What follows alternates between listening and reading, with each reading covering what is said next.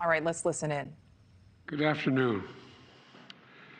You know, there are moments in this life, and I mean this literally, when the pure, unadulterated evil is unleashed on this world. The people of Israel lived through one such moment this weekend. The bloody hands of the terrorist organization Hamas, a group whose stated purpose for being is to kill Jews. This was an act of sheer evil. More than 1,000 civilians slaughtered, not just killed, slaughtered in Israel. Among them, at least 14 American citizens killed. Parents butchered using their bodies to try to protect their children. Stomach-turning reports of babies being killed. Entire families slain. Young people massacred while attending a musical festival to celebrate peace. Women raped, assaulted, paraded as trophies. Families hid their fear for hours and hours, desperately trying to keep their children quiet to avoid drawing attention. And thousands of wounded, alive but carrying with them the bullet holes and the shrapnel wounds and the memory of what they endured. You all know these traumas never go away. There's still so many families desperately waiting to hear the fate of their loved ones, not knowing if they're alive or dead or hostages. Infants in their mother's arms, grandparents in wheelchairs, Holocaust survivors abducted and held hostage. Hostages whom Hamas has now threatened to execute in violation of every code of human morality. It's abhorrent. The brutality of Hamas, these bloodthirstiness brings to mind the worst rampages of ISIS. This is terrorism. But sadly, for the Jewish people, it's not new. This attack has brought to the surface painful memories and the scars left by a millennia of anti-Semitism and genocide of the Jewish people. So in this moment, we must be crystal clear. We stand with Israel. We stand with Israel. And we will make sure Israel has what it needs to take care of its citizens, defend itself, and respond to this attack. There's no justification for terrorism. There's no excuse. Hamas does not stand for the Palestinian people's right to dignity and self-determination. Its stated purpose is the annihilation of the state of Israel and the murder of Jewish people. They use Palestinian civilians as human shields. Hamas offers nothing but terror and bloodshed with no regard to who pays the price. The loss of innocent life is heartbreaking. Like every nation in the world, Israel has the right to respond, indeed has a duty to respond to these vicious attacks. I just got off the phone with a third call with Prime Minister Netanyahu, and I told him the United States experience what Israel is experiencing, our response will be swift, decisive, and overwhelming. We also discussed how democracies like Israel and the United States are stronger and more secure when we act according to the rule of law. Terrorists purposely target civilians, kill them. We uphold the laws of war, the law of war. It matters. There's a difference. Today, Americans across the country are praying for all those families that have been ripped apart. A lot of us know how it feels. It leaves a black hole in your chest when you lose family. Feeling like you're being sucked in. The anger, the pain, the sense of hopelessness. This is what they mean by a human tragedy, an atrocity on an appalling scale. We're going to continue to stand united, supporting the people of Israel who are suffering unspeakable losses and opposing the hatred and violence of terrorism.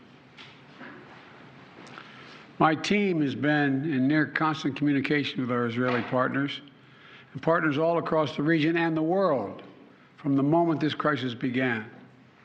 We're surging additional military assistance, including ammunition and interceptors, to replenish Iron Dome. We're going to make sure that Israel does not run out of these critical assets to defend its cities and its citizens. My administration has consulted closely with Congress throughout this crisis. And when Congress returns, we're going to ask them to take urgent action to fund the national security requirements of our critical partners. This is not about party or politics. This is about the security of our world, the security of the United States of America. We now know that American citizens are among those being held by Hamas. I've directed my team to share intelligence and deploy additional experts from across the United States government to consult with and advise Israeli counterparts on hostage recovery efforts. Because as president, I have no higher priority than the safety of Americans being held hostage around the world. The United States has also enhanced our military force posture in the region to strengthen our deterrence. The Department of Defense has moved the USS Gerald R. Ford Carrier Strike Group to the Eastern Mediterranean and bolstered our fighter aircraft presence. And we stand ready to move in additional assets as needed. Let me say again, to any country, any organization, anyone thinking of taking advantage of this situation, I have one word: don't. Don't. Our hearts may be broken, but our resolve is clear. Yesterday, I also spoke with the leaders of France, Germany, Italy, and UK to discuss the latest developments with our European allies and coordinate our united response. This comes on top of days of steady engagement with partners across the region. We're also taking steps at home. In cities across the United States of America, police departments have stepped up security around centers of Jewish life. The Department of Homeland Security and the Federal Bureau of Investigation are working closely with state and local law enforcement and Jewish community partners to identify and disrupt any domestic threat that could emerge in connection with these horrific attacks. This is a moment for the United States to come together, to grieve with those who are mourning. Let's be real clear. There is no place for hate in America. Not against Jews, not against Muslims, not against anybody. We reject. What we reject is terrorism. We condemn the indiscriminate evil, just as we've always done. That's what America stands for. You know, just over 50 years ago, I was thinking about it this morning, talking to the Secretary of State, the Vice President in my office. Over 50 years ago, as a young senator, I visited Israel for the first time as a newly elected senator. And I had a long, long trip, a meeting with Golda Meir in her office just before the Yom Kippur War. And I guess she could see the consternation on my face as she described what was being faced. They were facing. We walked outside in that sort of hallway outside her office to have some photos. She looked at me all of a sudden and said, "Would you like to have a photograph?"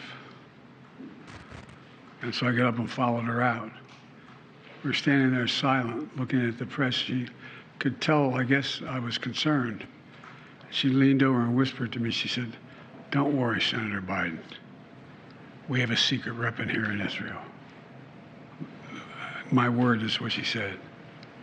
We have no place else to go. We have no place else to go.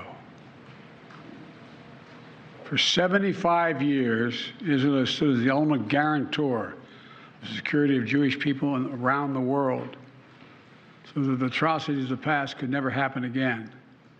And let there be no doubt, the United States has Israel's back. We will make sure the Jewish and democratic state of Israel can defend itself today, tomorrow, as we always have. It's as simple as that. These atrocities have been sickening. We're with Israel. Let's make no mistake. Thank you. Mr. President, what was your reaction? Thank you for watching. Go to newsnationnow.com to find News Nation on your television provider. And don't forget to click the red subscribe button below to get more of News Nation's fact-driven, unbiased coverage.